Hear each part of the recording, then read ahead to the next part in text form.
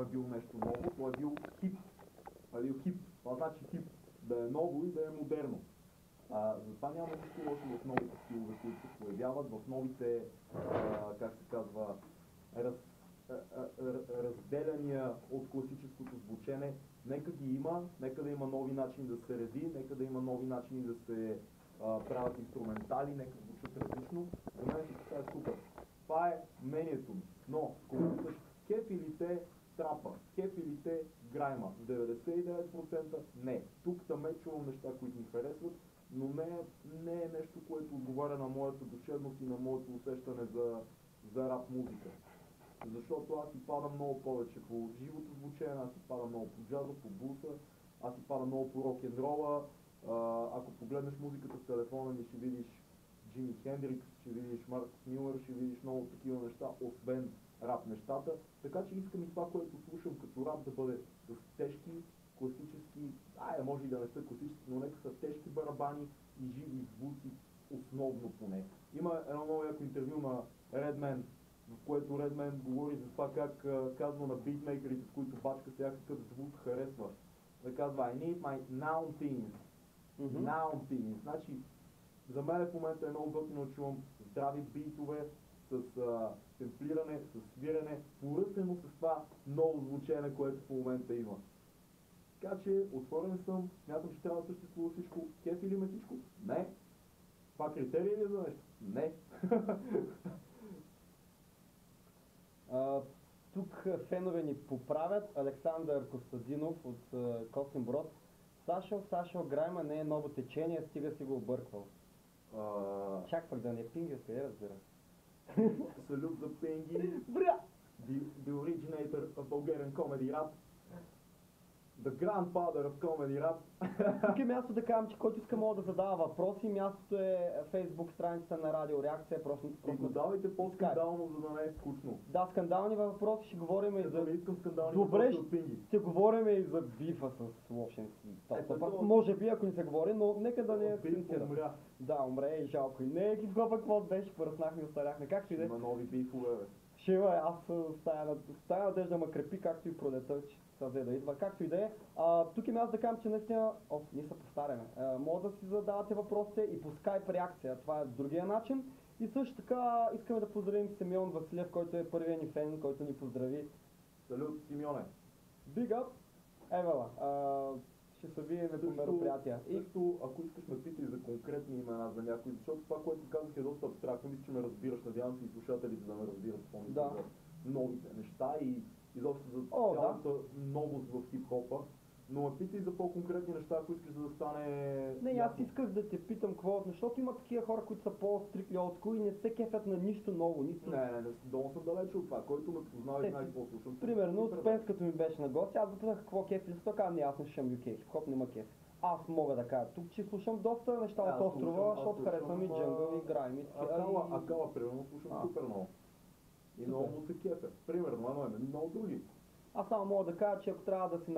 много искам да говоря. Ако трябва да си направя някаква лична класация, поставям грайма, много на трапа, но вие се знаете. Проклет да си. Не, има и много болен трап, но мнозинството е тъп, както и грайма. Както и да е, хубаво да следят нещата, аз съм фени на регионалните джаза и буса над всичко. Абсолютно, те са основата. Аз се кефа също така на дълбокия бум-бап и това джази муд. Да. От стария хип-хоп, което го няма. Любимо. А също така мога да кажа, че не знам какво мисля, но най-досадният ми хип-хоп е от 2002-2003, като взеха да издадат някакви джилни, такива новия блинк-блинк, стария блинк. Не, беше нещо ме яко до някаква степен, е много по-яко от сегашния комерциален. И беше генгста поне. Беше много по-яко от сегашния комерциален хип-хоп. Защото беше тежко. Сегашният комерциален хип-хоп е ужасно раздигавен и няма никакво мъжество в него. Сега е модерно да разправяш как вземеш наркотици, а преди беше поне как ги разцъкваш, как си генгста. Как правиш пари от наркотиците? Нещо правиш. Пимпваш. Както и да е, да си поговорим и за по-позитивни теми. Всъщност някакво Няма ли позитивни теми? Ари, почваме направо. Какво става с бифа с Лоши и топ-стопа? Има ли го, няма ли го, занимава ли се? Бифа е скошнат, давна, мъртъв е. Окей, сме с Лош, топ-стопърс, всичко е наред. Последно Не помня къде бяхме заедно, но имахме някакво участие. И не знам дали беше последно във Варна или последно беше на Back to the Unity, последното ни участие заедно, едно от двете, но със сигурност сме окей и се справят нещата, които са яки, кои ми харесват, кои не, това вече си е мое мнение, но като цяло харесвам това, което правят в момента. Много успех, много мир и любов. Big up! Big up! И за всички рап фенове, които обичат да си правят някакви такива класации, кой е най-добрият рапер, кой е сега, той е, кой е оня, поръснете малко, правете му. Не, защо няма нищо лошо, винаги може да кажем кой е добър. Кой е най-добрият тук сега? Кой е най-добрият? Кой е най-добрият? Имаше една такава песен на стартера. Вие си е да беста с Aztec Attack. От Салют ход звук за звук. Няма най-добър, всички сме добър. Как се дее? Дига, аз имах една криза на хип-хопа в Popol Back in the Days и ако не беше албума, мисля, че на камуфлажния отряд, който изскочи, по-късно май Салют само на стартера, аз може би щях да залитна към нали, в малкия град, нямаше интернет, имаше по-чалга и рап култура. Аз като идвах в София, всички, които бяха широки гащи, викам, бъй, много рапери, а то хората пишат drum and bass, hardcore, всеки. Просто едно време нямаше интернет, имаше разлика. 2005-2006, имаше по-голяма разлика. Имаше много рапери, това няма толкова. А и тогава аз мисля, забелязал съм сега, поне в малките градове ми шерват такива трапове, дето я ги не знаем. Защото интернетът е вече навсякъде, за добро или лошо. Да. И хип-хопа е в интернет. Опа, веднага въпрос от Никола Динчев, наш слушател. Какво мислиш за Ники Котич? Аз сега ще да питам за рапър, ама конкретно за Ники Котич. Да. Той е много готин тип, познаваме се, приятели сме, готин, много интересни проекти, прави жестоки инструментали, много е надобрял в снимането, много харесвам всичко последно, което снима. С Наско се Стрим изкараха много яки неща последно. Само готини неща мисля за него. Той е много професионален в нещата, които прави и доколкото ми изглежда, се забавлява ужасно много, което може би е едно от най-важните неща. Така че респект за Котко. Трябва да направим нещо по-нататък. Дали ще е в видео аспект или ще е в музикален, ще го решим, говорили сме си за това, но и то ще дойде. Респект, да, но и на Expression, и на всички, които се занимават. Expression на 31 този месец в клуб Терминал 1. Ще бъде промоцията на тяхната компилация нова, аз ще бъда там също да забия и подкрепя. Така че не се правете на смотаняци и елате на здравия рап. Подкрепяйте якия хип-хоп. И аз щях всъщност да обявя някое друго събитие, ама ти ме изпревари Евела, каква точно съм. Аз го бях забрал, мислех да ги чекна. Да поканим на нещо друго също така хората. Другите неща ще са другия месец и по-другия, така че ще ги поканим тогава, като изясниме плари, дати и така. Ще има много събития, се задават за април, за май, за много яки неща. Супер, аз викам да пуснем едно парче, което много ми харесва. И ще говорим още по редица теми. Инструменталното е добро, ама много го завъртяхме. Тук едни миксове сме си турили и те се повтарят нещо. Мабет, естествено. Също, ето, преди да съм свичнал към едно парче, което ни харесва, е актуално, с актуален млад рапър от Варна, няма да уточняваме. Имаме много поздрави от един голям фен от Русе, който поема цялата продукция на Шано Крю. На шеф, на Макси на шеф. Аз също познавам този пич. Респект. Респект за поп-рап Крю също така. Както и да е, и попо е намесено, и дет рапа, и както и да е. Няма да говорим, нека хората да останат Шано Underground, нека да не се знае. Винаги съм се чуил това Шано откъде идва, в смисъл, защото в нашия край не го използваме. Защото не си от София. Да, в нашия край не го използваме.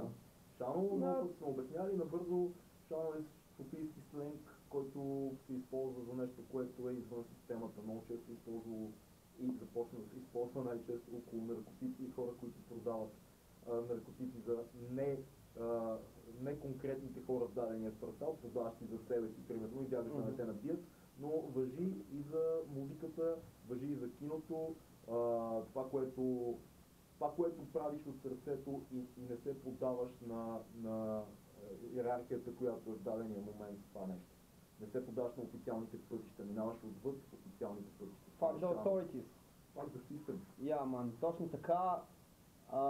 защото тук е така, шано или не, такъв е начина. Слушаме едно парче, ама сега как да го свична с този инструментал, бе? Сега като се включи, той преди ми наде, ама окей, ари, пускаме едно парче, тук е така, продуциран от SBM, Секта и Атила. Интересно.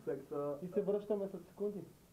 Да добавиш нещо? Да, ще добавя, това е най-прогресивното младо MC на българската сцена в момента и който не го е разбрал още да го разбере. Пускам интрото.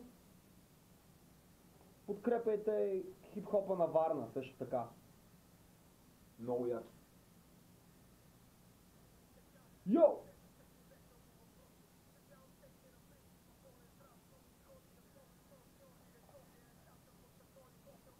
Супер, супер. Наистина Секта в момента любимото младо MC. Ядох ли аз да познавам при варненски схеми. Един приятел от Поповец има ми крито, е такъв рапер, много такива. От кога го познаваш?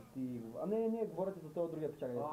Не е супер отдавна. Между другото, това би на един батъл е много гаден. Аз с него 2000 и... Да, знам историята, там сте така, не изкочил си на бата. Излезе на промоцията аз научих това на 8, да. На промоцията на албума 8 във Варна изкочи на батъл, който тогава беше на 15, а е по-голям вече. Но тогава излезе и беше много готино, в смисъл, аз не знаех изобщо кой е и след батъла го викнахме да запише в София, той всъщност за първи път дойде в София да запише при нас. Запис с Боби, едно парче, там как се каже обаче, ни влакове нещо беше, някакви влакове. И там как се отида в Варна. Хора пишем с екрана, заляха въпрос. Нека има, беше. Между другото, при DRS нокаут не е имал човек въпрос. И Суспенс даде. Някой пита накрая. Хората просто не могат да се научат. Те не са били там, после го шаха много хора. Аз го шарах накрая в някакви групи. На живо е най-яко между другото. Никола, първо, защото аз 3 пъти съм бил при Никола, първия път като бяхме, направо се изумих на чата им на радиото, защото като той яко обяви всичко, нали, но като почнахме имаше 500 човека в чата и въпроси, нон-стоп. Аз викам, братле, колко е по-яко така на живо. И мисля, че всички такива предавания трябва да е така, защото интерактивно е наистина това. За всички. Да, абсолютно, и аз кефа между другото. А записа, те... Да кажам доста хора, да, такива на запис. Какво го слушаш на запис, смисъл, едва ли правиш нещо много смислено вторник вечер, 8:30 да да, понеделник. Да. Просто включите, му остане по-интересно. Даже трябва да пуснеш скайп линия или телефонно. Като Sway. Гледаш ли Sway как ги пуска по телефона? Sway in the morning, не гледаш? Sway in the morning. Гостува Big Daddy Kane и се пуска телефонната линия и се включват. Hey man, hey Kane, I listen to you 4 years, man! Man, you old man, old too! Е такива супер надъхани. И чай, че всякъде заваляха. Разчупва цялото шоу. Супер, сега ще почнем да отговарям въпроси, аз съм на друго. Надъхна съм. Уяро?